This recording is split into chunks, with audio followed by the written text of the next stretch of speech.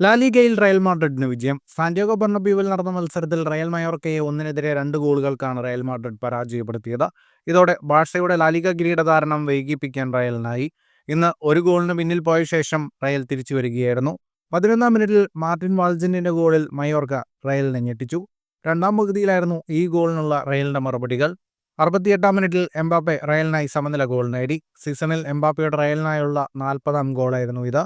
മത്സരം സമനിലയിലേക്ക് നീങ്ങവേ ഇഞ്ചുറി ടൈമിൽ യുവതാരം ജാക്കോബയുടെ ഗോൾ റയലിന് വിജയം സമ്മാനിച്ചു. മത്സരത്തിന് കണക്കുകളിലേക്ക് വന്നാൽ 72% ബോൾ പൊസിഷൻ റയൽ മാഡ്രിഡിനായിരുന്നു. 39 ഷോട്ടുകളാണ് റയൽ മാഡ്രിഡ് ആകെ തൊടുത്തത്. 13 ഷോട്ട് ഓൺ ടാർഗറ്റ്. 662 പാസുകൾ 91% കൃത്യതയോടെ റയൽ മാഡ്രിഡ് പൂർത്തിയാക്കി. 4 ഷോട്ടുകൾ മാത്രമാണ് മയോർക്ക തൊടുത്തത്. 2 shot on target. നിലവിൽ ലാലിഗയിൽ ബാഴ്സലോണയേക്കാൾ 4 പോയിന്റ് പിന്നിലുള്ള റയലിന് ഇനി 2 മത്സരങ്ങൾ മാത്രമാണ് ബാക്കിയുള്ളത്. എന്നാൽ ഇന്ന് എസ്പാന്യോളിനെതിരെ വിജയിച്ചാൽ ബാഴ്സലോണയ്ക്ക് ലാലിഗ കിരീടം ഉറപ്പിക്കാൻ സാധിക്കും. ഫുട്ബോൾ ലോകത്തെ കൂടുതൽ വാർത്തകൾക്കും വിശേഷങ്ങൾക്കുമായി സ്പോർട്സ് കഫേ സബ്സ്ക്രൈബ് ചെയ്യുക.